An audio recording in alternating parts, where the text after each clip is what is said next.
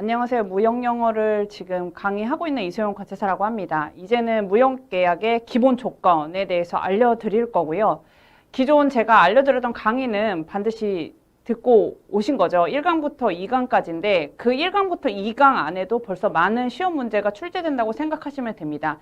특히 법적 성질이라든지 무역계약의 법적 성질, 그리고 청약과 승낙 부분, 비엔나 협약 부분은 정말 많이 출제되고 있기 때문에 반드시 그 강의를 듣고 오셔야 돼요. 아셨죠? 그럼 이제 기본 조건 시작해 보겠습니다. 자, 국제물품 매매계약의 기본 조건은 정말 중요하죠. 기출이 많이 된다고 생각하시면 되고요. 제가 나누자면 1번부터 7번, 8번 이렇게 나눌 수 있을 것 같습니다. 여러분들이 판단했을 때도 1번부터 7번까지는 어때요?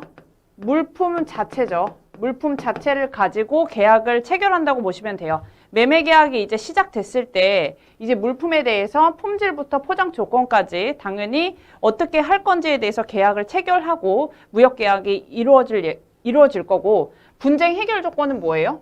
나중에 종료 시점에 양 당사자가 과연 매매 계약의 의무를 이행했는지, 이행을 안 했으면 어떤 분쟁 해결 조건을 통해서 문제를 해결할 건지에 대해서 적는 그런 분쟁 해결 조건이 있습니다.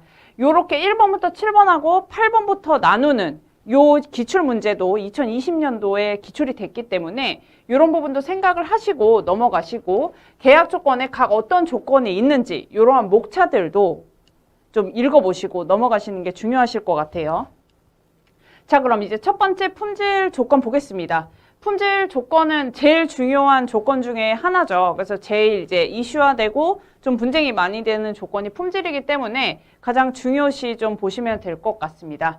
자, 품질 결정 방법 중에 제일 이제 많이 사용되고 있는 건 견본에 의한 매매죠. 견본을 가지고 품질을 결정할 건데 주로 공장에서 이제 대량 생산되는 그런 공산품을 대상으로 하고요. 그리고 완곡항 표현이라고 써놨습니다. 이게 뭐냐? 매매계약 당시에 견본으로 가지고 품질 조건을 계약을 체결할 때 완제품과 견본과 완전히 일치하는 것으로 계약을 체결하면 어떻게 될까요?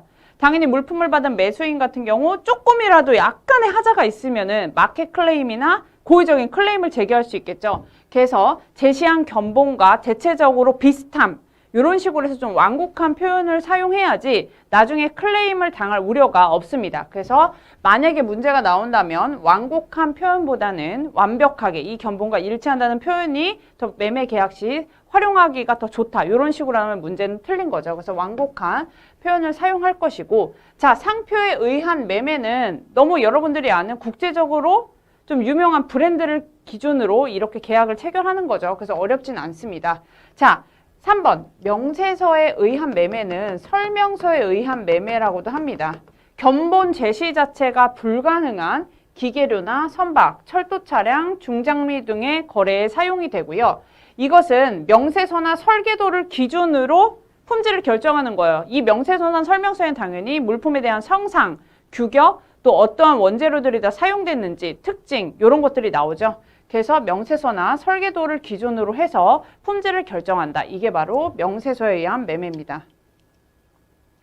자, 너무너무 중요한 표준품에 의한 매매죠. 표준품에 의한 매매도 명세서에 의한 매매처럼 견본 제시가 불가능한 주로 농산물과 수산물을 가지고 그 해당 연도에 출하되는 표준품을 기준으로 해서 품질을 결정하는 방법이라고 보시면 됩니다. 세 가지가 있죠. 요 세 가지 중에서도 가장 많이 나오는 게 평균 중등 품질 조건하고 판매 적격 품질 조건이라고 생각하시면 돼요. 평균 중등 품질 조건은 FAQ라고 하고 판매 적격 품질 조건은 GMQ라고 하죠. 주로 곡물류 매매, 곡물이라든지 면화, 차 이런 종류에 사용되고요. 평균 중등 품질은 뭐냐? 선적 장소에서 당해 계절의 출하품의 평균 중등 품질을 조건으로 합니다. 이게 뭐냐?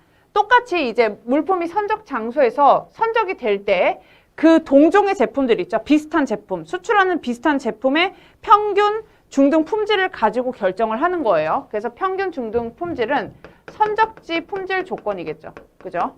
여기서만 일치한다면은 도착지에 도착해서 어떤 품질이건 상관이 없다는 뜻이에요. 자, 판매 적격 품질이란 이름 그대로입니다. 당연히 견본 제시가 곤란하고 외관상으로 내부 안에 부패가 발생됐는지 어떤 하자가 발생됐는지 확인을 할 수 없는 원목, 목재, 주로 이제 냉동 수산물 있죠. 이런 것들은 내부 안에 뭐가 이렇게 부패가 되는지 몰라요. 그래서 판매 적격은 수입지에서 이 물품을 봤을 때 상관습에 비추어서 이 물품을 판매 가능할 수 있는지 판단해서 판매 가능하면 이 판매 적격 품질로 인해서 계약이 일치하는 걸로 본다는 조건이에요. 그래서 판매 적격 품질은 당연히 어때요? 양육지 품질 조건이 되겠죠. 그래서 선적지와 양육지 비교해 주시고 보통 품질 조건은 문제 요것만 나오면 바로 찍으면 됩니다. USQ죠. 공인검사기관 또는 공인표준기준에 의하여 보통 품질을 표준품의 품질로 결정하는 조건이 되겠어요. 그래서 이렇게 보시면 되고 자, 점검 매매는 뭐냐? 여러분들 점검은 쉬워요. 당연히 점검의 기준은 수출자가 돼요? 아니죠. 매수인이죠.